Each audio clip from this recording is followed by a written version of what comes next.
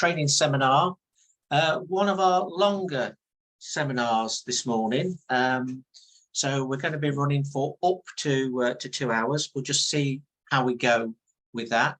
But despite the time, I think this is one of the most enjoyable of our training seminars.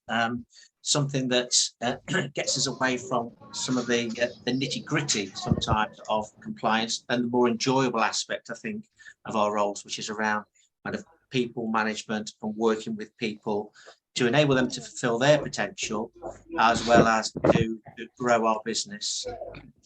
Now, I'm very happy that we interact as necessary as we go through, but in the meantime, can I ask you just to please check your settings to mute, because we're getting a lot of background noise. Certainly I am, so other participants will be getting background noise. If you mute for now, if you want to ask questions or interact, absolutely splendid, absolutely fine. Come off mute in order to do that. So I know you're all busy, time out of the diary and all that kind of good stuff. So let's get underway then. So let me just, again, contextualize this particular role. I think I spend a lot of my week working with businesses and people who fulfill this particular role for business that they're in. It's absolutely pivotal to businesses, and there's no surprise that the businesses I work with, the ones that have enjoyed the best growth, the best consumer outcomes, are the ones with the most skilled supervisors, because, you know, skilled supervisors can have a massive positive impact on the advisors and the other team members that they're working with. So as it says here, it's centering on increasing skills and effectiveness of advisors and some roles, the broader team as well. In order to do that, it actually requires you to be a professional expert in a wide range of skills, which we'll look at as the workshop progresses. You need to be a skilled coach. You need to know how to kind of mentor and the difference between the two. And as I say, this role for me is pivotal, because it's the gateway role that enables two-way relationships to flow within the business. Some of you might be sitting on the kind of leadership team and senior management team now, and you're working with your advisors.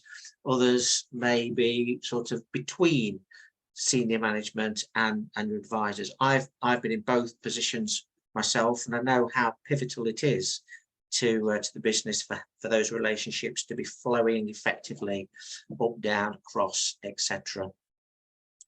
Also key is compliance with the T&C scheme, and very much the supervisors are custodians of the kind of the sharp end of the T&C scheme as we bring people into the business, take them through to competent advisor status, and then maintain that. And as I said, de facto, it kind of improves the quality of advice that we give to our clients, which I guess is the thing that gets us out of bed every morning. So there's an intrinsic link here to me to consumer duty, which we're all going to be implementing later on this year. Again, just demonstrates how pivotal this role is to the overall well-being of the business and its clients. And of course, it's a natural fit with the management of the business. In terms of the specific learning objectives, we're going to cover over the course of the next couple of hours. What we're going to do to begin with is we're just going to look at what the key elements and skills of a supervisory role are. This is a seminar I've put together based on my own experience, if you like, of what best practice looks like with a whole range of businesses of varying sizes in different sectors that I work with. So it's kind of sharing an insight, if you like, that you wouldn't necessarily get otherwise. We'll also look at some of the key principles of T&C supervision. Once again, you know, you need to be an expert in how you assess competency, how you interpret standards, and key critical is about your ability to capture evidence and give feedback. Yeah, very much what I'm coaching my supervisors who are clients I'm working with.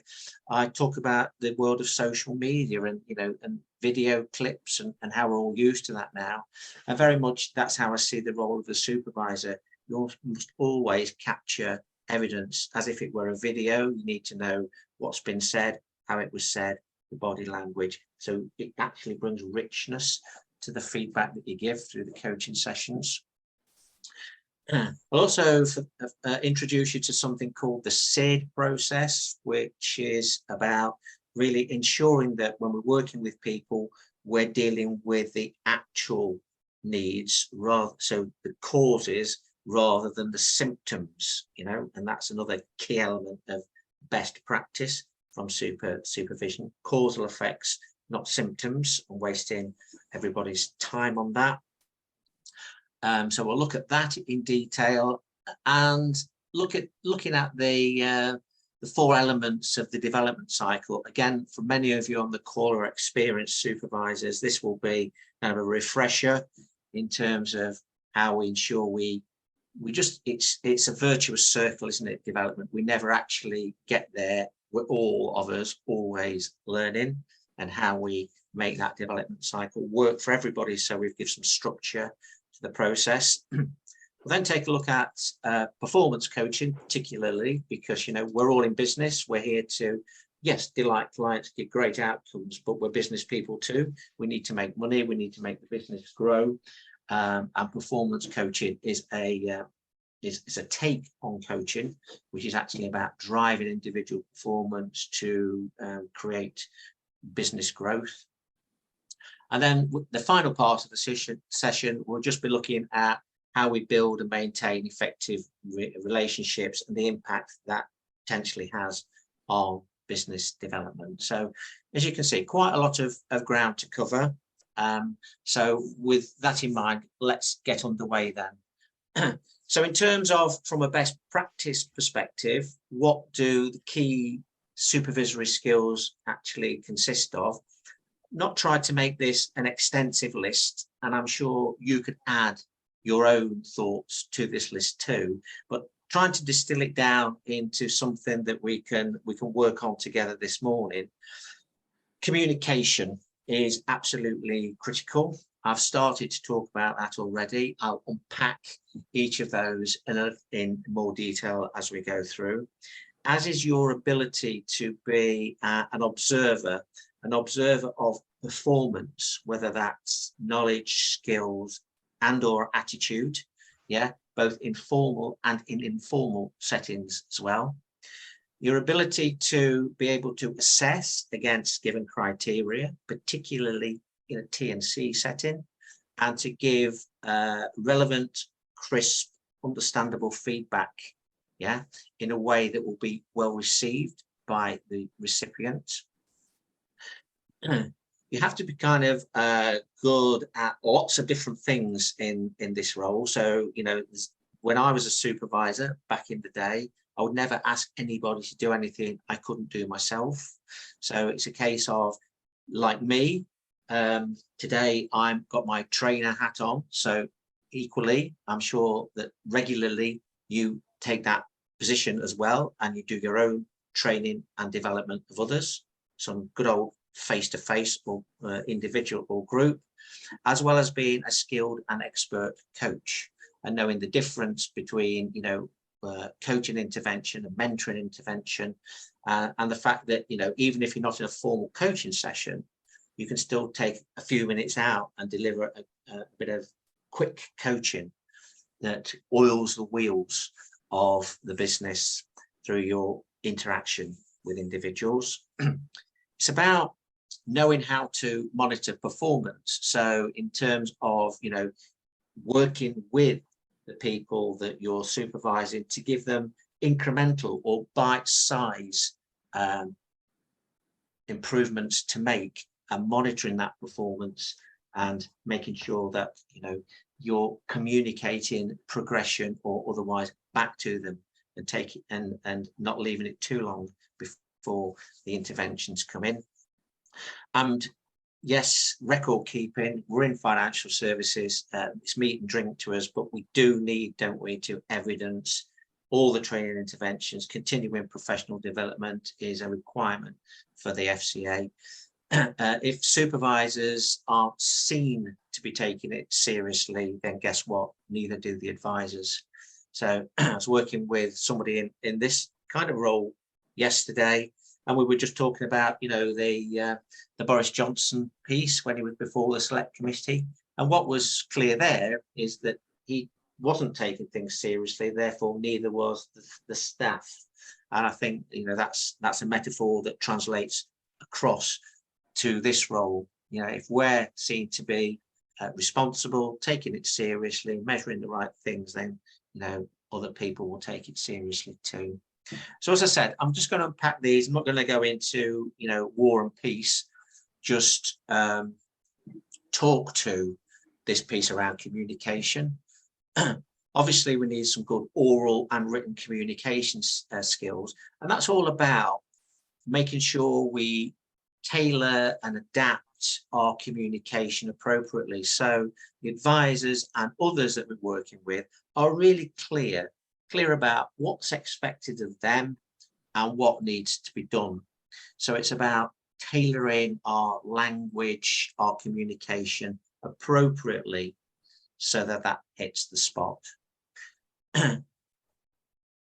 When I first came into the business, I can remember my coach at that time sitting me down and saying, this business is all about, you know, having 2 ears and 1 mouth, and a good way to be, you know, to be the best communicator you can be, use them in that proportion. So active listening skills are key, critical in this role to ensure two-way communication, not just in a formal T&C setting, but the things you pick up, you know, you read the room, you read the unsaid sometimes, which I think to me is a clear link to the third part there. You know, expert coaches, the coaches that, you know, through best practice seem to be more effective, have that innate ability to interpret body language, you know, the things that aren't being said, but the words and music aren't aligned. They're picking up on kind of non-verbal clues. Very challenging during COVID when we did a lot of our coaching kind of through things like this, through Zoom calls. But you know, you're going to miss an awful lot of body language. So you need to make the time to do this if and when possible on a face-to-face basis. 80% of everything we communicate actually comes from our body language, our ability to hold eye contact, the kind of signals that we're using. Okay, as you know. In terms of observation skills, this is about you being an expert with the particular observation aids that you are choosing to use within your business. We've got some examples of observation aids that IFAC make available to their members. I'm keenly aware that you may have your own, but basically for me, in your role, you should own the observation aids. You should make them your own. You should be able to actually do an assessment without the observation aid if you went without it, because you just know it inside out, back to front, how it works. Yeah, it's very much your domain. And you need to be able to accurately observe and record advisor meetings. This is what I said, my point about social media, really. It's almost as if you are a video camera in that meeting with the advisor. You need to capture their actual words. You need to capture it in real time and not put your particular slant on it. When I was learning to be a trainer,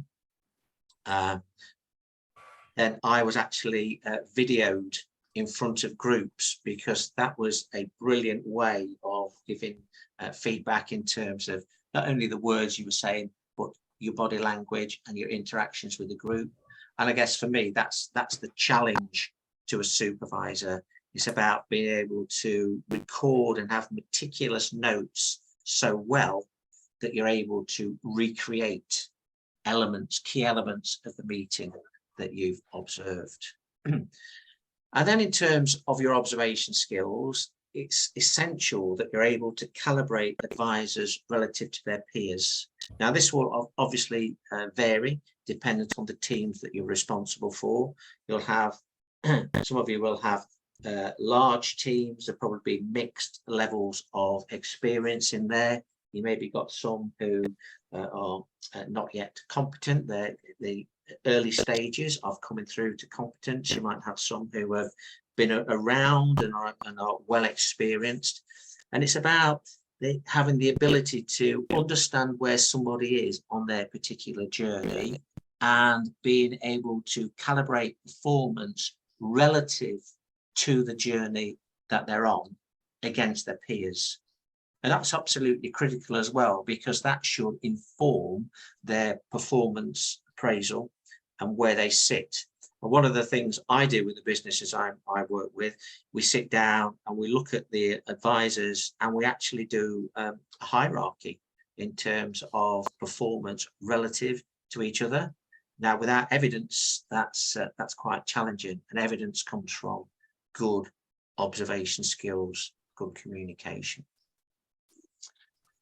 When we get into a more formal environment, the T&C environment, obviously we're assessing advisor performance against certain objective standards that are a must as regards compliance with the T&C scheme. And we must be, as you know, objective and consistent in terms of our ability to be able to assess people against the required standards. So you need to be crystal clear in your own mind what that standard is, what good looks like, what's acceptable, what's not acceptable, and to be able to articulate where the advisor is against that particular standard in an objective way. And that the experience that everybody receives is very consistent. You know, we don't, as supervisors, we don't have the luxury, I'm afraid, of a bad day. We don't have Monday morning blues or Friday afternoon fatigue. As you know, we need to be on it kind of all the time we're in the workplace. And it's about thinking outside of the box sometimes and thinking about how we can do things, how we can make interventions that will improve advisor performance. And as you know, we've got a variety of tools in our kit bag that we can pull upon to actually help advisors improve, more of which later in the workshop. So I've talked about, you know, supervisors need to be skilled and effective trainers, definitely a focal point for training the CPD in the business.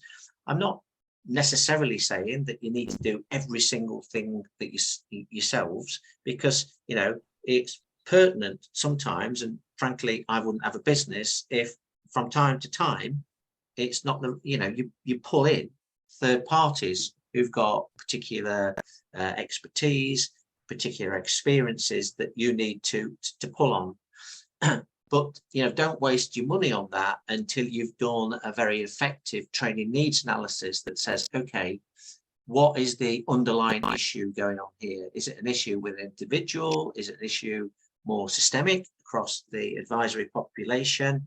What needs to be done? And what is the most appropriate way of doing that? Is it something that I roll my sleeves up myself and get on and do? Is it something that I contract a third party to come in and do? And the final point I would make is, as I say, never expect somebody to do something that you can't do yourself. So part of particularly the coaching process, you need to be able to demonstrate where required what the skills are as expected in this particular section, maybe of a meeting where maybe the wheel went wobbly if it didn't drop off totally. And also that you've got the relevant knowledge as well. So, you know, you're keeping your own source sharp, you're taking your own personal development seriously. So you're not allowing your knowledge and skills to fade in any way. you must be able to demonstrate that you're competent in your knowledge and skills as well, and working at the high end of effectiveness. In terms of monitoring performance, this is absolutely, it's a key area, because when I'm working with the coachees of the supervisors, they want to be certain about where they are now and where they need to get to, i.e. that's the performance gap. Yeah.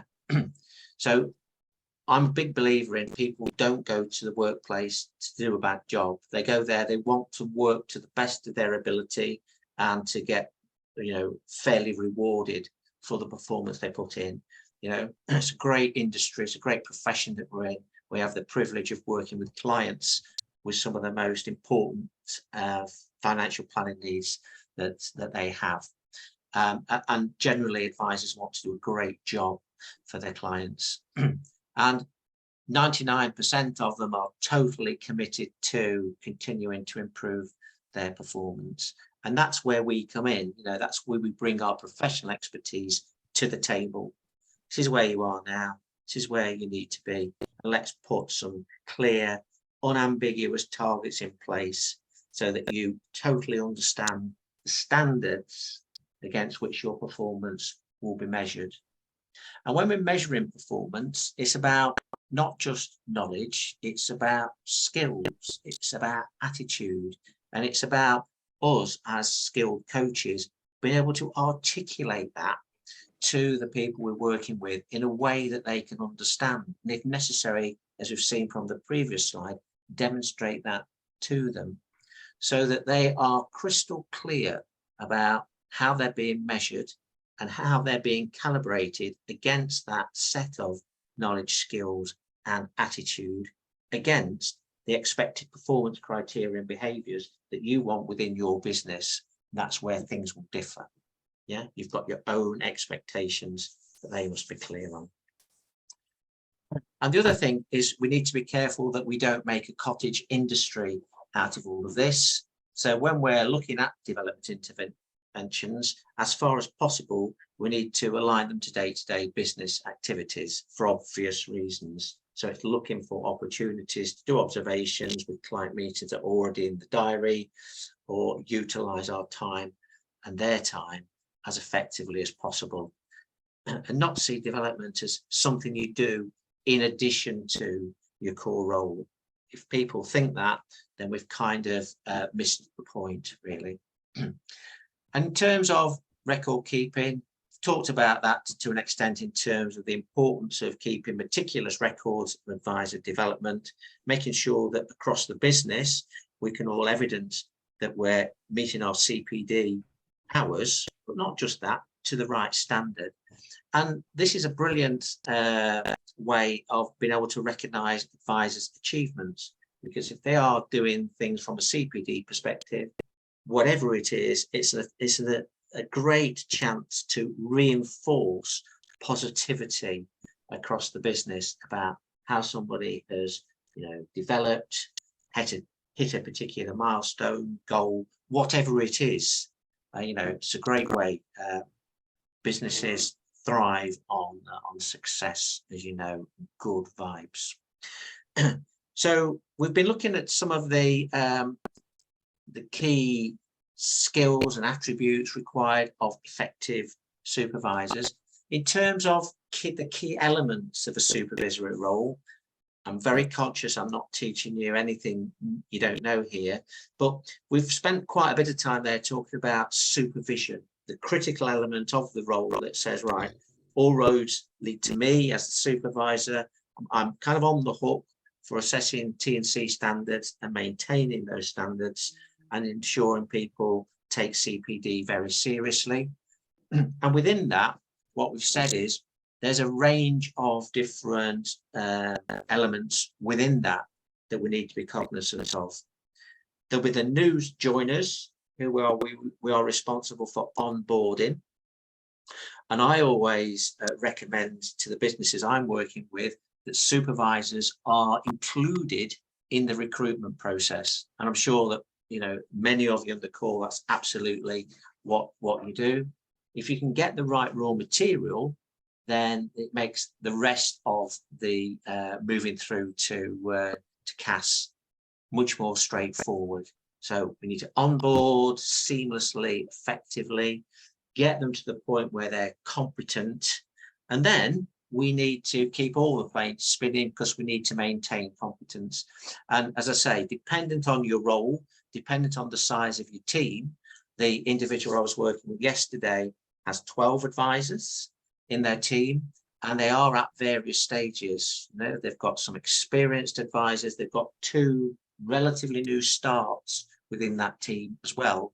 So the supervisor is going around and literally keeping plates spinning from a T&C perspective to make sure we're bringing through to CAS, but we're not neglecting those advisors where competence needs to be maintained, and they need some professional development, nourishment, and supervisory contact as well. So there'll be some sage kind of nodding going on there as it feels like you're spinning all those plates. The other thing, and I think one of the most enjoyable parts of the role, is where we take time out to do some one-to-one coaching, because that's all about developing skills to fulfill potential. And that is quite holistic potential fulfillment for me. Obviously, it's about fulfilling individual potential, but it's also about fulfilling the potential of the business. Yeah. As we've already said, in order to be an expert coach, you have to be able to demonstrate what it is that you are coaching through, whether it's from a knowledge or skills perspective. You have to be great at observation, the video camera in the room, and an expert in looking at what's happened, framing the evidence, collating it, framing it, prioritizing it to deliver crisp, succinct feedback that's tailored to an individual's ability to receive that feedback. There's a lot going on there to be effective. And then, as we've said right at the start, this is a really pivotal role. It's key to the business, T&C, consumer duty, two-way flow of information. You know, I always say to people in this, if you don't like, you know, managing people and being responsible for people, don't allow yourself to be put into a supervisory role. Wouldn't be fair to you, and it's certainly not fair on the people that you're working with. Managing relationships is about outwit the coaching, continuing to develop people, looking for ways in which to do that. Ultimately, it's about developing people and developing the business as well. This is where we introduce something called, you know, SID, Symptoms Investigation Diagnosis, which is a way of understanding what the causal effects are of somebody's development needs and what we need to do to address them. It's where we look at things like the development cycle on this course and having a structured way to do that, and how we contract or set agreements with each other to facilitate the whole development process so that everybody is very clear of things like roles and responsibilities and joint expectations. So as you can see, you know, not a role for the faint-hearted, a lot of things going on in terms of the skills and behaviours, the professional expertise that you need to apply to the key elements of this supervisory role. So what I'm going to do at this stage is just start to look at, unpack each of those red blocks, starting off with supervision around T&C standards. I'm not going to dwell on this because you're all, no doubt, expert at this. This is actually the core of your job. And from all the T&C schemes that I've read, and there've been, you know, several dozens over the course of the last couple of years, then one thing that you can always see within there is that, you know, there's a commitment that supervisors are there to ensure all advisors are competent, to ensure that they're adequately and appropriately supervised, and that their performance is regularly reviewed to remain competent too. When we dig into what the FCA mean by competence, all they're talking about is having the right level of skills, knowledge and expertise to do the role to a very good standard of ethical behaviour. So there shouldn't be any surprises there. In terms of that, though, you know, we all work in our own firm, so we should just take that as almost like a skeleton. And if we were honest, we'd say, well, yeah, we would want that anyway with our business. You know, that's nothing we wouldn't want. So how do we build on that? And this is where it would be tailored to your own particular firm, structure, situation, market that you work in.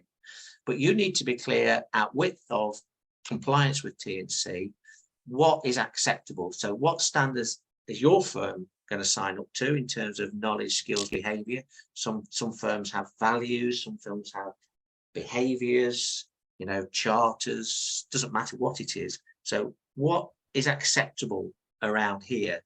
You know, what does good look like? How do we want to be? How do we want to behave? What's the service we want to provide? What do we want our clients to feel? How do we want the culture to be within the business? What's not acceptable? You know, so we need to be able to tell people when they've fallen below minimum standards. So at least what the minimum standards are, what is the line that they cannot cross? Yeah, and what are the consequences for crossing that line? Always be looking for, you know, what does best practice look like in terms of interactions with clients, but also from development interactions. I'm sure increasingly you may be pulling on things like e-learning to help deliver some of the T&D out there into your advisory population. And also to avoid the temptation to gold plate. You know, when I get called in on a consultancy basis to work with companies, it's normally because there's been an issue, and they, you know, because there's been an issue, they want kind of motherhood and apple pie. So kind of part of my role is to say there's nothing wrong with having very high expectations and standards, but try and avoid the temptation to gold plate everything. What is it? What are the core things that you really stand for, and focus on them? So, you know, just do that rather than try and boil the ocean. From a T&C supervisory point of view, your role is very much to understand that your advisors fully understand the T&C requirements, both from a knowledge and skills perspective. And I'm sure you've all got your own different ways in which you go about doing that.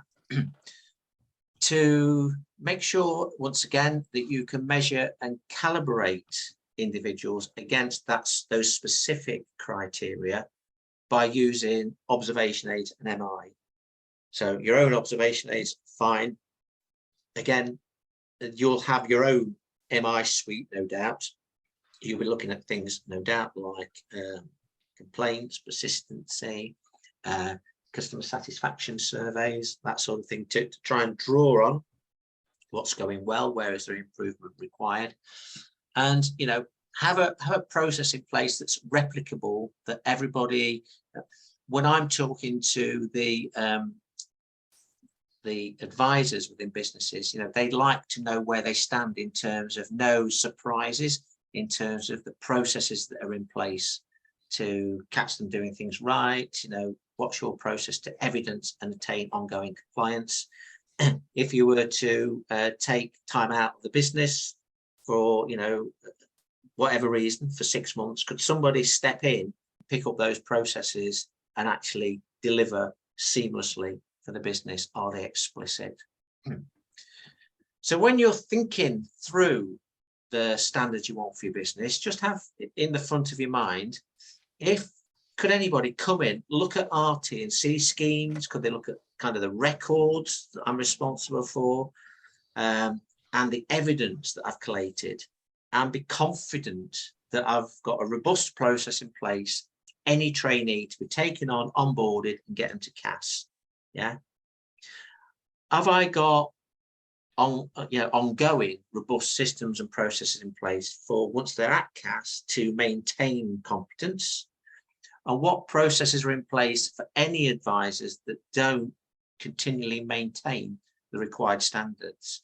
Those are kind of the exam questions. Can you tick each and every one of those? Could you evidence those to everybody's satisfaction?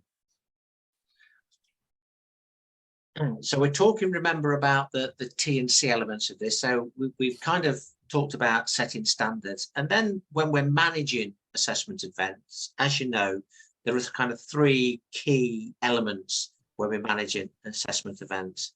The first thing is obviously we have to prepare ourselves as supervisors, but also we have to prepare the person, the individual who is going to be assessed.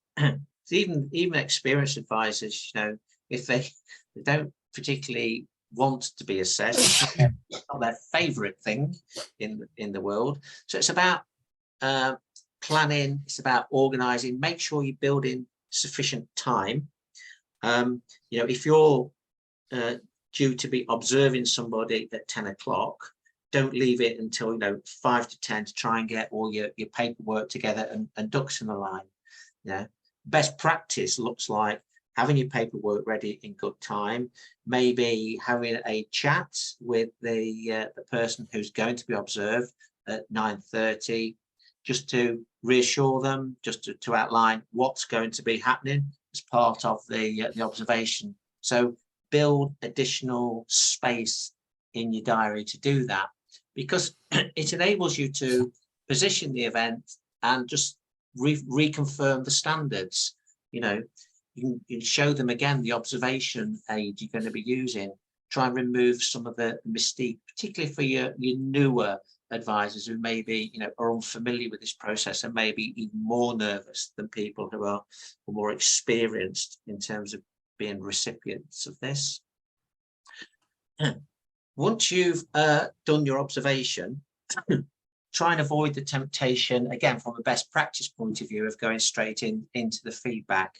You need some time after you've observed to record your observations so that you can, again, as I say, calibrate, categorize, and then decide what are the key things that you're going to be talking about in terms of the feedback. And this is a kind of as I said, development is a cyclical process. So as part of the feedback, typically we're going to come up with some sort of development plan. And we need to, as part of that cycle, when we're coming in to prepare once again, sort of link and replan to that personal development plan. So part of your preparation is, what did we say last time? What's happened since that last observation? What monitoring did I put in place? Has that been fulfilled? Acknowledge that, build it into your preparation phase as well. So all good. So the common sense stuff that when I talk to supervisors, everybody typically says, yeah, makes perfect sense, Jeremy, but it's hard to do in practice because, as I say, as supervisors, we typically have many, many plates spinning simultaneously. And it's kind of the pieces in black on that slide at width of the blue blocks that tend to get missed. So again, when I've seen some less effective supervision, it's been people have been a bit hurried and rushed. They've not had time to prepare. They've gone in and done an observation. They're looking at the watch because they haven't left sufficient time to give feedback, and they're on to the next thing that's critical in their diary, and that lessens the value for the individual. In terms of T&C assessments, as I say, I've done, I would hate to think how many T&C assessments I've done. Probably it might even be tens of thousands. It's certainly in thousands over my time. And I'm acutely aware that your ability to maintain attention, particularly during a 2-hour fact-finding meeting, it is a very, very challenging situation. But nevertheless, that's what we're being paid to do, and that's our role, and we have to kind of try hard. So remove as many of the distractors potentially as we can. We are there, as I say, to act as that camera in the room. We're there to watch, we're there to listen. When we're watching not only what they did, but when they did it. So again, in your notes, you should be able to ascribe almost like a time counter to it. So, you know, like 20 minutes into the meeting, we've got to hear and blah, blah, blah. And most importantly, how they did it. So you need to find a way of descriptively capturing the what, when, and the how within your notes. And then from a listening perspective, this is about this active listening. So again, what did they actually say? You know, how did they say it? So record the actual words, and then using your expertise, using your skill and judgment, make a decision on how that was delivered, you know, tonally, from a tone of voice. Did it appear they were interested or not in the client? Was it actually accurate, what they were saying? You know, we work in a very technical industry, so did it make sense to the client? So, you know, some advisors are highly specialist, highly technical. They really do know their stuff. What they're less skilled in is relating that into a way that consumers, potential clients, can actually understand. So it's about, did they frame that technical information in a way that we're happy that the client knows and understands it? Yeah, which obviously is part of consumer duty. So I'm very conscious. I'm not telling you anything at all you don't know. This is all best practice built over many years. I guess my provocation to you is, there's one thing knowing it, there's another thing actually doing it, isn't there? And, you know, I put my hand up to that as well as a fellow kind of supervisor coach. So I've talked about observation forms. I've just actually got on screen here for you an example of the IFAC observation form. I know some of you will be using that. Some of you will be using your own observation forms. That doesn't matter at all. It's whatever you decided to do within your business. Obviously, there'll be some characteristics that are the same. The first thing is always we should be able to define what competence looks like. And most observation forms have both mandatory and non-mandatory items on them. And again, it's try and find a way of distinguishing between the two. And, you know, some firms actually break down observation forms into different areas of the market. So, you know, some, you know, have got wealth advisors and do wealth alone. Some work exclusively in the protection and or mortgage market. So make sure that the aid that you're using, the document that you're using, is actually fit for purpose in terms of what's actually going to be happening. And you know, these things shouldn't be a secret. They should be you know, widely distributed and well known to all your advisors, as you know. And then we've talked about it a lot. It's about making sure, therefore, that we've got sufficient space within the form to make a judgment call on to whether or not somebody was competent or not, and to be able to justify that by capturing evidence of the right type and quality. So sufficient space also on the document to grab down the evidence required, either way, or, you know, one way or t'other. You know, it's not just about putting down evidence where things haven't gone well. Also capture all the good stuff as well. There'll be as much good stuff, if not more, as areas that are needed to be developed. And then you'll have your own kind of criteria for what a pass looks like. For those of you who work with the IFAC forms, you'll know that when somebody is undergoing full observation, then no more than 3 of the mandatory kind of compliance areas are to be graded with a pass with development. Yeah. So, you know, you'll have your own kind of scoring system. It may be similar, maybe not. And you can't really, whatever your scheme, you can't really fail somebody, pass somebody who's failed a mandatory area. Yeah. And again, the IFAC scheme says no more than 5 non-mandatory areas with a pass with development or failed. So it's quite kind of holistic, that one. It's looking at both mandatory and non-mandatory areas and saying there are some consequences for both. And that's for a full kind of observation where you're with, real time with clients. It's totally appropriate from time to time to do role play assessments. As you know, the IFAC system is something called the Explain to Me system, where you go into a role play or you just actually get an advisor to talk through what they would do in a particular situation. And again, slightly different pass criteria for that. For IFAC members, minimum of 2 mandatory areas discussed. So, you can't do any more than 2 on this. So it's typically be where somebody maybe hasn't passed the full observation, rather than failed them totally. You can go back on to Explain to Me, and no mandatory areas are failed whatsoever.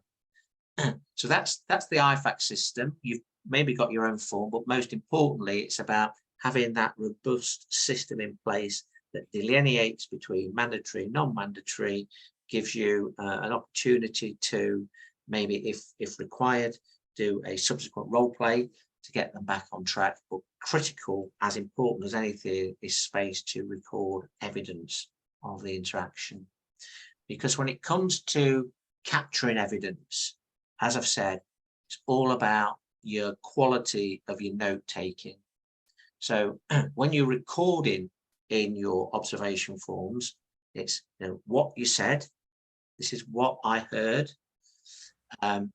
These are the actual words that you use. There's been lots of research done on this to say it is powerful, much more powerful, if you are able to replay somebody's actual words that they used.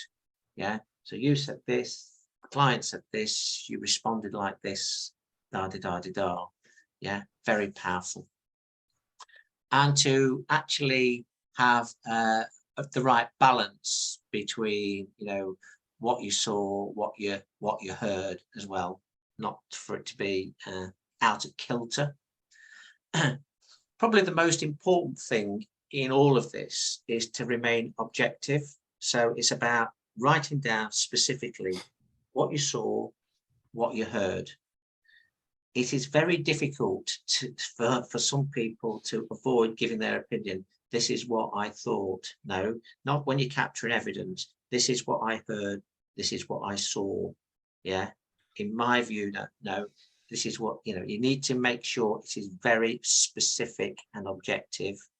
It is more difficult than you think to avoid opinion, because as we get more experienced, we kind of know what good looks like, and if we're not careful, we can frame things as opinion and what we want.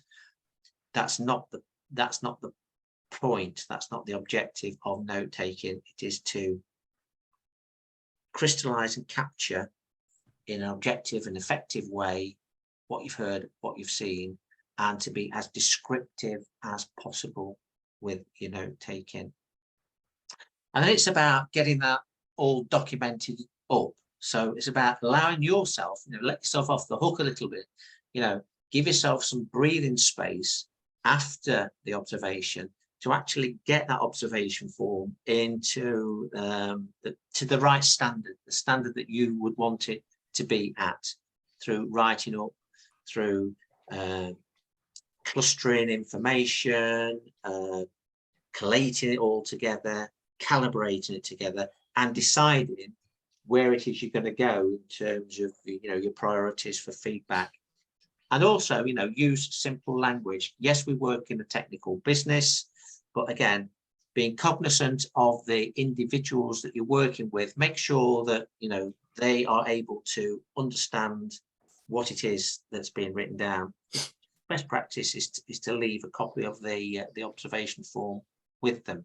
So would it be at that level that you'd be happy to leave a copy of it with them? In terms of when it comes to the feedback, as I've said, it's essential that we're categorizing what's happened, particularly in the fact-finding meeting. It's gone across a wide gamut of, intros, we've done the hard facts, soft facts, we've looked at attitude to risk. There's a whole kind of plethora of things we've looked at, and we might see some common themes emerging. So part of our skill as a supervisor is the ability to categorize those. as I've said, there will always be some positives in a meeting, and it's our responsibility to find things that we think are positive areas to reinforce, as well as obviously areas to develop. We can all get better all the time. And as you know, key to all of this is to not kind of dump everything on an advisor. We need to use our wisdom, our skill, our professionalism as supervisors to decide and understand what the most important priorities are. And again, there's lots of research that have gone into this that says it's very, very difficult for people to work on multiple areas of development. So if you've found areas for development, this is where your skill really comes in. You've got to pick out the 2 key areas that you believe will make the most difference. Even if you've found 8 to 10, you need to park the rest for now, because that will overwhelm somebody. So pick out a couple of areas for development and get a plan together to work on them. Equally, researchers said that if somebody's got a natural strength, and they've had positive interactions within the meeting, they find working on that, surprise, surprise, much easier. So, give them some areas to reinforce as well, because if you can take somebody, if I should just calibrate this for you, if you're scoring 1 to 10, you might have found a development area where somebody's currently scoring a 4, and you'll want to take steps to get them through to at least a baseline of 6. They will find that quite challenging through your, however good the development plan is. And if somebody's naturally performing at 7 already, it's relatively easy to get them to an 8. So you need to think that through. And obviously, goes without saying, anything to do with mandatory areas of compliance have to be given a number 1 priority. So just as we close out this this session on the T&C elements of the role then, so key, is your recruitment process identifying the right people? How actively are you involved in that as a supervisor? You need to be part of that recruitment process. How effective is your induction and onboarding process? When's the last time somebody came through that? What were the outcomes that you got as a result of it? Their feedback. It's invaluable to get their feedback from it. What have you got in place to make sure your existing advisors are feeling motivated to maintain their own personal development through CPD, and that they're maintaining their competence? In terms of how IFAC can help you with that, so they can definitely assist you with the recruitment process. They can, as you've seen today, assist with some supervisor training, and I'm sure they can bespoke that if you need to call them into your particular business to help. During, they can assist and monitor your supervision. So I know they'll do audits on things like your T&C scheme in terms of how effective your supervision is. And maybe you could even come watch you work and give you some feedback on that. And they can validate that you have stepped forward and put yourself through this supervisory training, and validate that that's actually happened. And I'm sure they could help you do likewise once again within your business. In addition to that, I'm sure it's there, but just to point it out, if you access the BAT system, there's a great T&C manual on there that's all written, and go in there if you've not looked at it for a while, or indeed you might have your own T&C scheme. Just kind of refresh your memory as part of this kind of training up skill that you're doing now, just to make sure there's nothing there or that needs to be updated. It's gone out of date.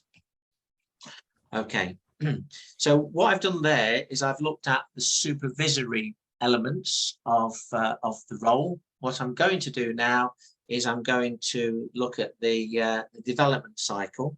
And this is what I said right at the start. Effective supervisors, when it comes to development, they don't treat symptoms. They identify cause. They drill down to causal effects and they put their interventions in place.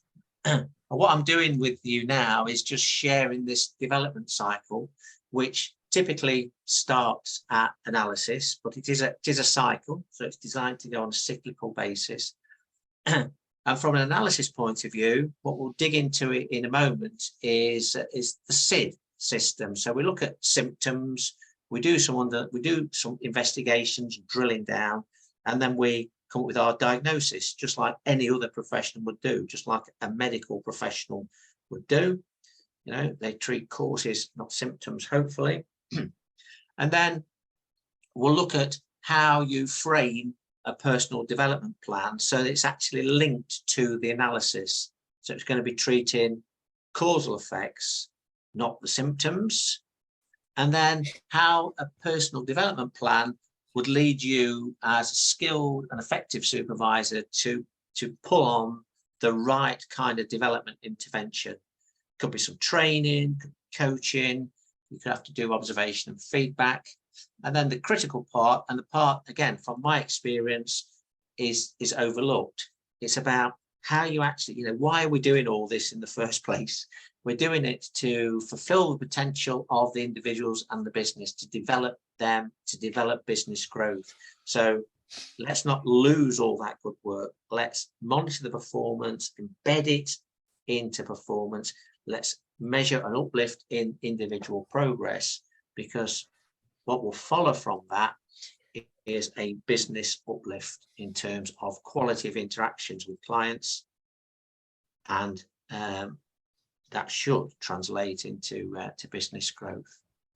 So let's unpack SID then: system, symptoms, investigation, diagnosis.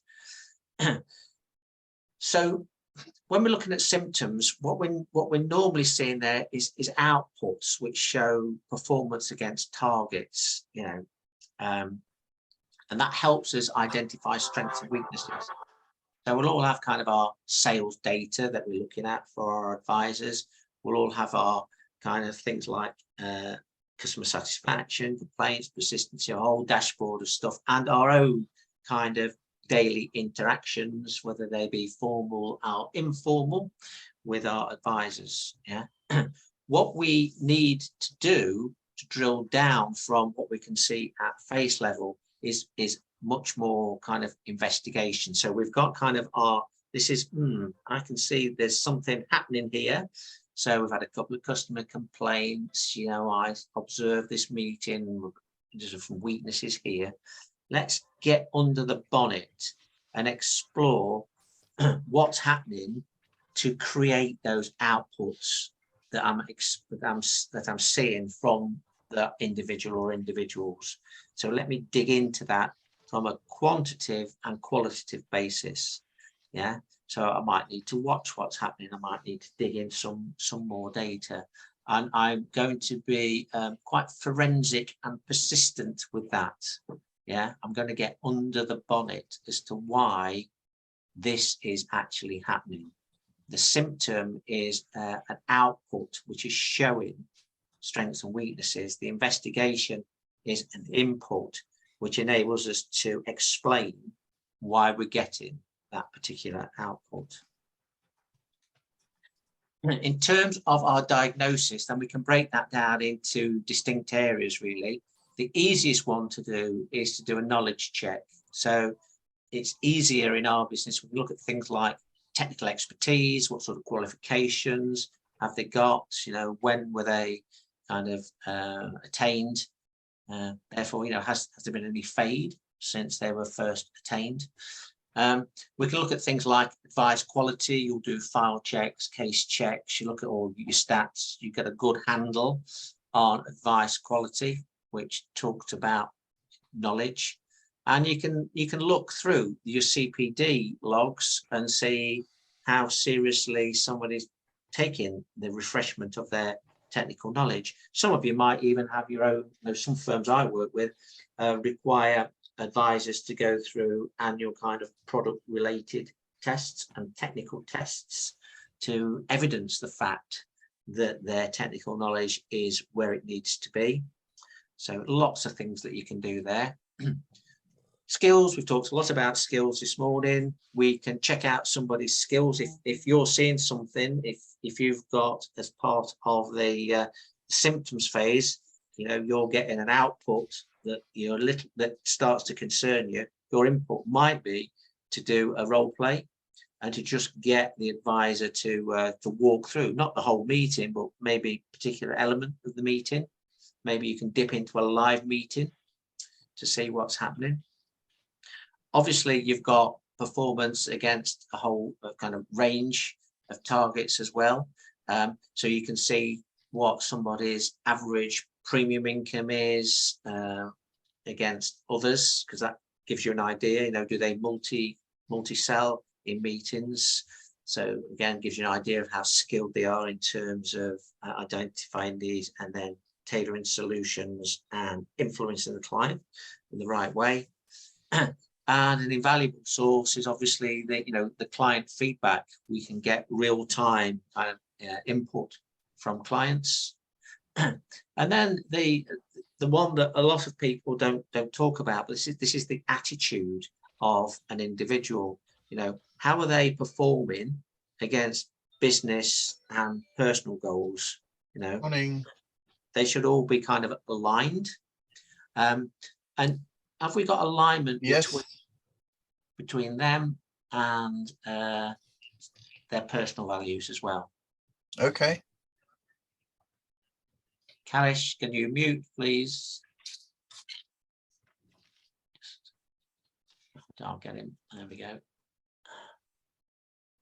Apologies on Kalish's behalf to everybody there.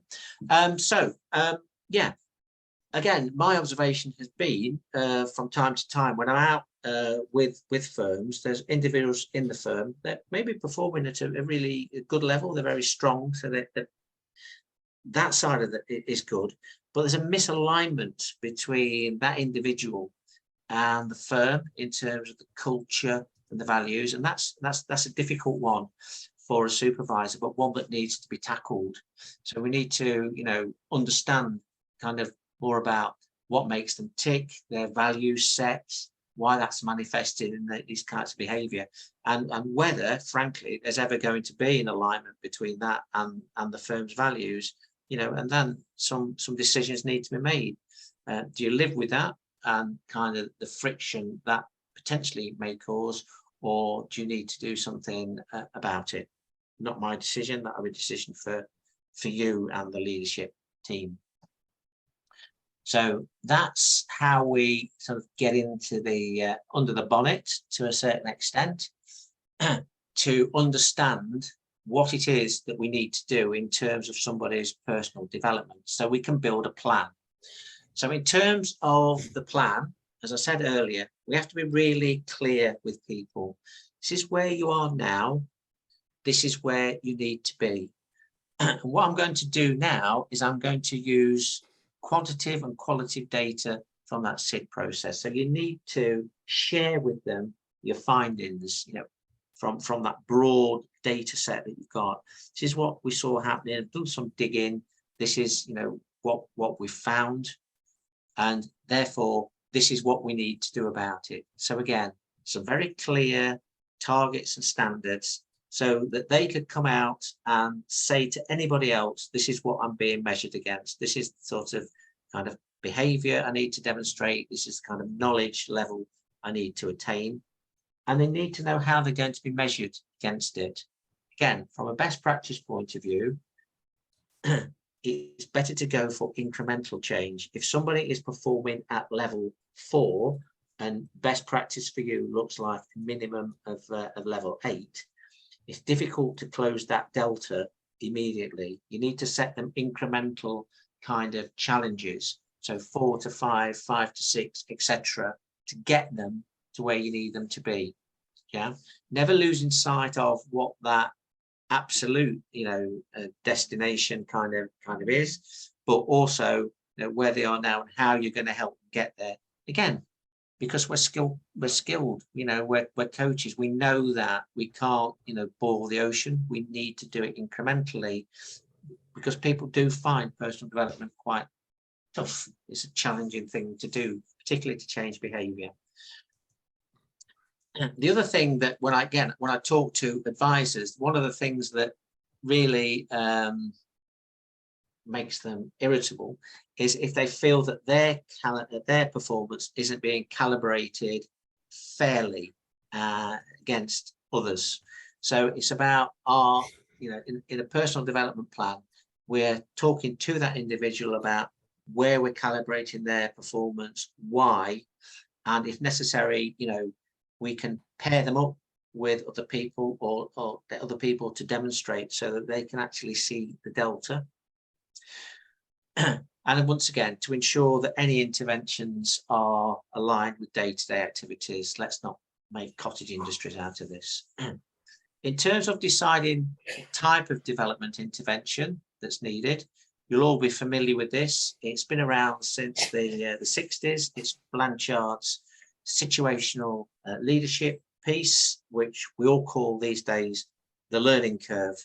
And this is something you need to know and understand, and I'm sure you do. So just refresh your memories. So somebody who's either new to the business or they're trying to pick up a new skill, new knowledge, new behavior, the best way is to actually get in there and actually do some training. Tell them, show them. Yeah, that's the thing to do. Once that's happened, you can move into a more of a coaching and supporting role. So here's some demonstrations. I'm going to observe you. I'm going to give you some feedback. And as you can see, what you're aiming to do as part of this process is to build not only their levels of competence, but also their level of confidence as well. It's quite virtuous in that way. And then when you've got somebody who's kind of, at the top of the game, they're kind of experienced and effective, then they probably won't respond as positively to you trying to tell them what to do. And that's where you move between being the coach and performing more of a mentor type role, where you're performing more as peer-to-peer, as equals. You're there as a sounding board. Ultimately, in the hierarchy and structure of the company, you're the supervisor, so de facto their boss to a certain extent, but sounding board, yeah, and to work with them on joint initiatives. So much more in terms of, well, what do you think, how would you approach it? And they'll probably, when you've got a good mentoring relationship working well, when they bring things to you and say, I've been thinking about this, what do you think? Yeah, and you say, well, have you thought this through? What's the ups, what's the downs? Yeah. So what this learning curve does is it actually helps us when we're framing a personal development plan. We take the SID, the analysis, and we say, right, seems to be what the issue is, based on where the advisor is in terms of their experience, knowledge, etc. What would be the most appropriate intervention right here, right now, for that specific issue that I'm working on? Yeah. So you need to select that, and then is it for an individual or is it for a group? So most training tends to be group if you've unlocked certain symptoms. So then we get into the development cycle, really. So I've talked about training. Let's have a specific look at coaching and coaching skills. So I'm going to look at specifically performance coaching this morning, because that's much more relevant to our businesses in terms of what we're trying to achieve with this behavioral change. So all we're trying to do is to use your knowledge, skills, experience, and expertise, really, to have a guided discussion to help somebody to fulfill the potential, as I've said, to grow their business, de facto grow your business. And what you're doing, you're just opening up their mind to new possibilities or alternative ways of working. It's about creating the environments in which they feel personally motivated and committed to own their own development and make some sort of change. And that's absolutely critical, because for the vast majority of the time, you're not going to be with them. You're off spinning all the other plates that you're responsible for spinning. So unless you can get them to own their own development, then that makes things much more challenging.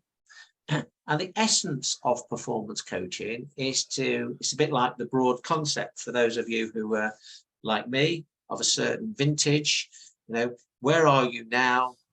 Where do you want to be? So current performance, future performance. Typically, there's going to be some sort of gap, as we've already seen. And what coaching is all about is saying, right, how can we move along that to close that gap between where you are now, where you want to be. In terms of the coaching cycle, then obviously a lot of people understand that to coach, you need to be there to observe, and a coach's role is to give feedback. A lot of coaches that in the past that I've worked with have been a little bit reticent to do the demo part, but we should see these as all being equally kind of important. You need to be able to do your demonstration of little vignettes within a particular meeting, at the drop of a hat. So it's a bit like, if you open the fridge and the light comes on, and skilled and effective coach for any element of a particular situational meeting, bang, you should be able to go on and do a quick demo. Because it's not, sometimes just talking about it isn't sufficient for people to understand. So again, there's been lots of research on this and lots of observations I've made where, coaches, they got to, a senior position within the business. They're good with words. They're good orators, and that's fine. But sometimes words just won't cut it. We need to get people to not only understand, but buy in to where they are now, what they need to do differently. So the most effective coaches that I've worked with can actually demo what they're seeing and hearing right here, right now, from their coachee, and then demo again to say, this is where you need to get to. And for lots of people who learn and understand in different ways, that's the light bulb moment for them that 1,000 words would never get them to. Yeah. It also gives people the time and opportunity to learn. A lot of people learn through observation. So again, not always down to you. You can get them to learn, to observe others and learn from them as well. So if you've got advisors within your team who are particularly strong in certain aspects of the advisory process, as you know, and I'm sure you all do it, get others to sit with them and to learn from them. So the purpose of an observation, as we know, we're watching, we're actively listening, we've been through all the criteria, we're there to take meticulous notes and evidence through specific feedback, what we heard, what we saw, calibrated either against T&C or company standards. So you probably have all got your own preferred coaching tracks. Some of you no doubt will use something like Grow. I use a coaching track that, well, I've used this for many years. It's called the positive reinforcement technique. Doesn't matter what track you use, as long as there's consistency. So when you're in your formal coaching meetings, go for the model that you feel works best for you and for the people that you're coaching. But there are some common elements to any coaching track. First things first, let's just not get into the coaching. Yeah, we need to do some sort of preamble and introduction. Yeah, we've got to make sure that the person that we're coaching understands what the objective of the meeting is, why we're doing the review, and crucially, in order to get that buy-in that I said was so important, what the benefits to them of doing this are. Now, whether we like it or not, you know, if you think about, you may from time to time be coached by your line manager or whatever. Most people that I work with are a little bit apprehensive at the fact that they're going to be coached by their supervisor, by their boss, you know, and feelings. People are quite hard with themselves as well. So the first thing to do is to just get it out on the table. Let's get those feelings out on the table so that we can later on in the meeting really get down to the meat. So ask them outright how they feel it went, you know. And you know, we're not very good in this UK culture of blowing our own trumpet, as it were. So most people go, oh, it went okay, could have gone better. You know, they're very quick to, oh, it could have gone better. But you know, not one of my better meetings. I've done it much better. It's because you were there. I get that a lot. Because you were there, I was a little bit distracted and whatever. So let's get that out on the table, and then this is why you say, okay, so we understand that. Let's understand why you feel like that. We understand all the reasons, the factors that might contribute to that, but then reassure them. There's a load of really good stuff in there, and actually get them to tell you what they did well. And again, sometimes you'll need to be a bit persistent here, because they always, in my experience, want to reach for, yeah, but I did 3 things really badly, and I'm really upset with myself because I've fallen short. You have to keep pulling them back. It's really important, this, to get off on a positive. Well, let me give you an example of something I saw you do really well, and then you go back to them. So that's just one example, and I've got a list here. I've probably got, you know, 30 things on a list of everything that went well. So I'm not moving on until you can give me at least another 3 or 4 things that went really well in that meeting, and 40 out of them. And then when you've got enough wells out and you're happy, summarize them, or better still, get them to summarize them back. Obviously, we're there to develop performance as well. So this one that they're normally really good at. You know, when you ask the question, what did you do less well? If you're not careful, they'll get a big shopping list out, start to reel them off, run through 20. I think this is where you need to, you know, where they going off piste a little bit. You've got your thoughts due to what you've seen, and you know what you believe are the most important things. Not saying cut them off, but you know, try and steer them as best you can, as to say, yeah, there are some minor things here, but let's focus on the core issues. Yeah, so if you think about fundamentally, if you can improve 2 or 3 areas fundamentally, what would they be? Try and bring them back onto track. If you agree with them, reinforce them. If they're still not getting down to where you really truly believe are the core issues, this is your chance to share it with them. And again, make sure that they're aware of the priorities of that, and to summarize that. And then, as we said earlier, let's not work on too many areas at any given moment in time. So 2 priority areas to improve on, and these are the 2. Always being cognizant that that needs to be first and foremost compliance if it's a T&C meeting. A lot of businesses have formal T&C, but they do coaching outside of that. So it's not just about T&C, it's about overall performance improvement. So it's about then just starting to frame that personal development plan. You know, what can we do differently to get that improvement there? And then drilling down into what help or assistance they require. And that may be some help or assistance from you. It may be from a colleague or peer.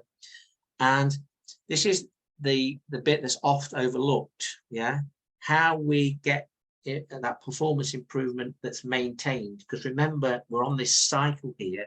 It's all about trying to embed it. So can we think of any suitable measures, anything that we can look at in terms of demonstrating that we've moved from a current position towards that future desired position? So the key thing, it doesn't matter what sort of track you use. I find that positive reinforcement track works particularly well for me, it kind of suits my style. The key thing is that you actually have a coaching track, coaching process that you follow, and you follow kind of diligently with all the people that you're coaching in a formal coaching session. So that kind of conditions them to know what to expect, and it just help you as a coach. In terms of some of the best practice that I've seen, I'm not going to kind of insult you by talking about the don'ts. I'll just focus on the do's. So when you're at the introduction to a meeting, make sure that you're clear with the coachee what the purpose of this meeting is and what the objectives of the meeting are. And then, as I've just done with you, kind of overview the feedback process. So what we're going to do is this, and this, so that there's no surprises for them. They know what's going to be happening. And then, as I say, if you're using positive reinforcement, or even if you're not, get them to just tell you how they felt the meeting went generally.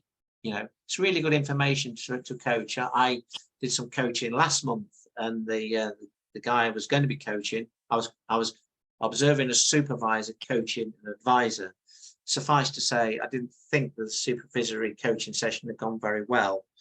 And I said, you know, how do you feel it went? And he said, brilliant, one of my best. And I felt, okay, well, that gives me a sighter in terms of where the rest of the meeting might need to go from me as a coach to get that back on track. Whatever process you're using, follow the feedback track. Obviously, you know, you'll be getting the coachee to do most of the talking. So, you know, listen to what they're saying. It's active listening, probe with some further questions, use the Kipling's men, what, why, how, when, yeah, really drill into so they can start to really evaluate and understand their own performance, you know, do a little SID on them in terms of get them to do their own diagnostic on what happened in that particular meeting. Give the most descriptive feedback you can. We've kind of majored on that. Actual words, this is what happened. You know, challenge and confronting in equal measure. You know, don't be frightened. You know, part of behavioural change is to challenge and confront where there's been a performance issue. Just the way in which we do that needs to be supportive, but we can't duck. That's kind of where we earn our corn, really. That's where the best behavioural change comes from. And make sure we're highlighting the key development needs, but also that within any kind of feedback that we're giving along the track, we try and balance as far as we can, positive and negative. It's always good and possible to find balance in a meeting. When you're getting down to the the meat of the meeting, when you're getting down to understand what they're going to reinforce, make sure that they take notes. It's about them taking ownership of their ongoing performance. And I'm sure you do this anyway. Naturally, you use some summaries to control the meeting and agree key points. When we're coming down to framing the action plan, personal development plan, then make sure we've got agreement on what the priorities are between you and your coachee, so we're not at cross purposes. But importantly, to create that feeling of ownership, what all the benefits of them getting these priorities sorted will bring. Making sure that when we're framing this plan, that it's actually going to meet those objectives, and wherever possible, you know, get them to make proposals to you on what could happen in terms of bringing about the change that you're looking for, you know, and record that, put it in the detail of the plan. And again, within the plan, document what they see as the benefits of change. Some of the supervisors I work with actually get their coachees to write out their own personal development plan and action plan to create that level of ownership. I'm not saying that's something you must do. I'm just saying that's something I've seen, and for those supervisors and those businesses, it actually seems to work quite well and is well accepted by the advisors. So as we're getting round our development cycle now, say we're getting to the embed stage, and this is where we need to ongoingly be able to assess performance of an individual. So this is why that development plan needs to be clear about what we're going to be monitoring. And then we need to set smart objectives. So I think we all know what a smart objective looks like. And the fact that, you know, we need to be assessing and calibrating against standards that are not just agreed, but they actually do understand. And it's very important that when we're assessing performance, we're taking account of the experience of the advisor. You know, are they kind of 10 years in to their career, or are they 10 months in? Do we need to do role plays, or is a live client meeting? You know, when people used to say to me, oh, I'm never the same in role plays because they're just also false. So, well, let's do a live client meeting then.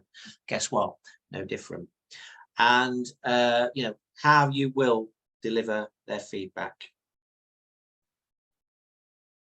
Again, as a plug for IFAC, and this is why your members, no doubt, there's considerable resources available to you in your supervisory role. As you can see there are role plays and one-to-ones that you can draw on. And there's also an actual guide for supervisors as well. So at width of this session, lots of support and materials for you to draw on. Okay, so we're doing fine. We're into the final element of the workshop now, when we're looking at building and maintaining relationships, all about developing people to develop the business. So we all know intuitively that relationship management is key to developing and growing a business. We know that, you know, a well-oiled and highly motivated team will perform in a much higher way than a dysfunctional team. How can we build and maintain relationships? First element is to make sure that, you know, we're tailoring our approach, we're building rapport, and that rapport is an ongoing thing. It's not just something we do at the start of the relationship and then that's what a box we've ticked and we can move on. Again, when I look at some of the underlying characteristics of what good rapport looks like on an ongoing basis, it's that there's a relationship that's a respectful relationship, you know, so both individuals within the relationship are respectful of one another's position and their views, values, and that kind of thing. And that there's been a clear attempt to understand one another. So, you know, critical for a supervisor to understand what makes somebody tick, what their intrinsic motivations are, you know, what their kind of family situation is, you know, why that's kind of important to them and what they're trying to achieve in the workplace. But interestingly, you know, that needs to be a two-way street as well. You can't be a closed book as a supervisor. You have to be, they have to know the kind of things that are important to you, what your situation is, etc., to break down barriers. And it all needs to be done in a very open and honest way, as you know. In terms of communication, it's about being consistent, I think, in terms of your communications, whether they're written or whether they're oral. You know, we're all human beings, and from time to time, things happen, particularly in business, that frustrate us. And you know, sometimes, you know, if we're not careful, we can take that frustration out on somebody else, maybe who didn't mean it, didn't need it. So, you know, in terms of our communication, let's be very cognizant of what we're doing. You know, how we're going to pitch our communications. Going back to think about the experience of your team. You can probably talk more in shorthand to an experienced advisor who, you know, knows their stuff. For a new onboarded advisor, you're going to have to kind of frame how you pitch your communications in a different way, more kind of simplistic initially as they kind of gather momentum and speed into role. The tonality of it, as I've said, you know, your role is very clear. You're there to consistently deliver great outcomes for your advisors in terms of a training and development perspective. And, you know, as I said, you always must be in a professional modus operandi in terms of your tone of communications. And you must be very specific about what it is you're trying to communicate. So rather than go all around the houses, you know, try and talk in sentences rather than paragraphs rather than pages of A4, whether that's written or whether you're choosing to verbalize it. Be specific. How clear at the end of your interactions with people, whether written or verbal, are they on what it is you were trying to communicate to them, and how well are they able to play that back? The other thing is that you know, you need to be yourself. This is a really, I believe this is, you know, one of the toughest roles actually, to be a supervisor. You're pushed and pulled in lots of different directions. You need to, you know, you are a role model. So you know, whether or not you think your people are observing you and taking account of what you're doing, they are. They're looking for all those non-verbal as well as verbal clues, your demeanor. Yeah, so you need to be professional at all times. You know, when I first broke through to be a manager, I remember somebody sitting me down and saying, first in, last out. That's just how it is. You know, you're on display all the time. Talk about honesty all the time. You know, to always be honest, even if it's difficult messages. That's where sometimes people, you know, they don't want to hurt people's feelings or deal with, you know, challenging situations. But you need to be honest with people and let them know where they are. So if you're not honest with them, they don't know, and you're not being honest with the rest of your team either. And at the end of the day, you need to be yourself. You know, it's a tough role. There are long hours. If you are not totally yourself in role, and you're playing a role, over a period of time, you'll find that increasingly more stressful and wearing. You know, this is something that you need to be committed to. Then as part of all of that, it's about making sure that everybody knows how you're going to work with them and what you can expect, either from a kind of a macro level around the team, or more importantly, on an individual basis. Yeah, this is something that even if you think you haven't got contracts with your people in place, you actually have, because they'll be implicit contracts. They'll have certain expectations of what they should know and expect of you as a supervisor. What you need to do is to make sure that's kind of out in the open. This is what you can expect from me. This is how we're going to work together. Great. However, you know, on the other side of the coin, this is what I'm expecting from you. Yeah. This is the area that, again, on my travels as a consultant, I see is probably the most overlooked area of building and maintaining relationships. So I just wanted to share this with you from, again, a best practice point of view. Sure, a lot of you on the call probably already do this, albeit maybe informally, so just refreshing your memory. Yeah, we're all really busy. Yeah, there's never enough time in the day to do everything that we need to do, whatever our role. Yeah, so one of the real benefits of contracting is to make sure that any time we're investing is well spent. It's delivering the outcomes that get everybody kind of moving forward in line with the objectives of the business. So a contract basically is an agreement that's explicit, and it really just outlines how you're going to work together, what you expect from each other. And you can use it for a wide range of things. You can use it when you're going to do your T&C assessments, whether you're doing more broad coaching work. It's great for things like projects and other tasks that may be delegated throughout the business. Yeah, and don't always, just because it says contract, it doesn't always have to be written down. A lot of the time in bigger businesses, they are. So there's absolutely no reason for doubt. But there can be kind of verbal contracts, you know, informally done. But nevertheless, you've actually taken the time out and you've sat down and you've got these agreements.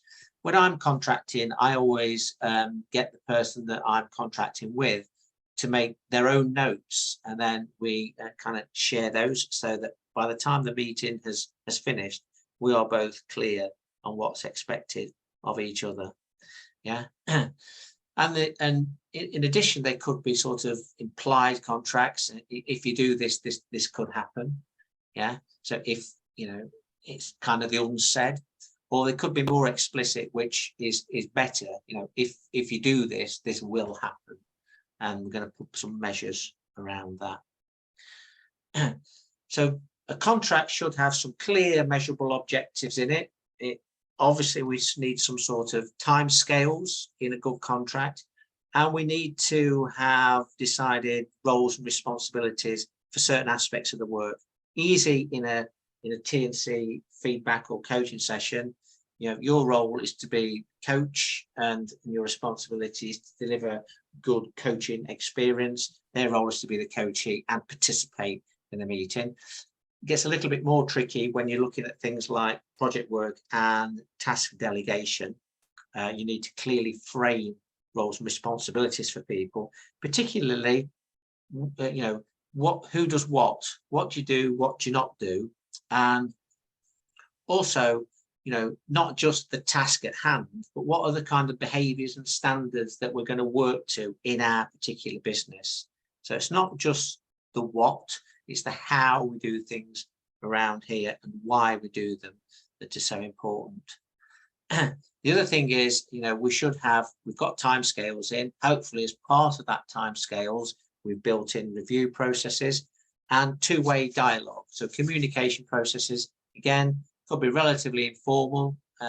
You want check-in points, and you could put some more formal contact points in there as well. And again, particularly for things like project work and task delegation, what the authority of the individuals concerned are. So, you know, that there you've got your delegated authority, maybe to go across boundaries they wouldn't normally go across within the business, to make sure everybody is aware that that has happened, that they've got your delegated authority to do that. Still looking at contracting from a best practice point of view, don't overpromise, you know, don't say we can do things that we can't. It's got to be reasonable, it's got to be practical. Make sure somebody's actually up for it. So if there's any resistance and challenge, you know, you need to sort of test motivation to do that rather than let that fester, and that will be more difficult to address down the line. So that's about ensuring everybody's committed to the task, and make sure that, you know, this isn't about, just coming back to this previous points about authenticity and openness and honesty. We've got to make sure everybody feels there's something in it for them. So, you know, everybody's going to get something out for this so-called win-win outcomes. So there we go. We've covered a whole load of ground over the last hour and 40 minutes. So we've looked at supervisory skills. Let's just revisit the learning objectives. We've looked at the key elements of the role, the key skills of the supervisor, and then we've gone under the bonnet of those key elements as in particular. So out with those 6 skills, we had the elements that we looked at, one of which was to do a deeper dive on things like T&C supervision. We shared examples of the IFAC observation aids to do things like competency assessments. We talked about creating standards, capturing evidence, and giving feedback.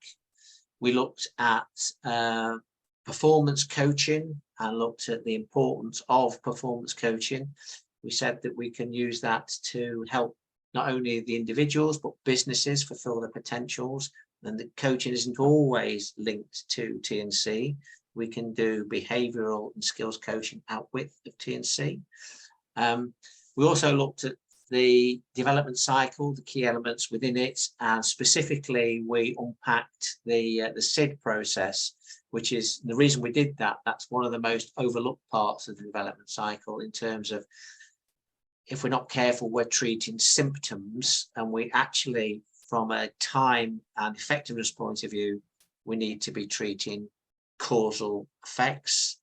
And then in that last section there, we were just looking at how building and maintaining effective working relationships is key critical, about the need for us as supervisors to be authentic, and how by the judicious use of contracting, whether that's formal or informal, we can actually create good outcomes for the business. So again, congratulations on coming onto the course and investing time in demonstrating you're committed to the supervisory role. You will get CPD for attending the seminar. IFAC members have your attendance automatically logged on to BATS. You must complete the reflective statement to get your CPD ratified. They also send out CPD certificates for anybody who's registered via Eventbrite. So one way or t'other, you should be getting a CPD certificate automatically from IFAC for attending the seminar. Good. So with that in mind, that was the final slide of the day. Nice to see some familiar faces. Hope you found that of value.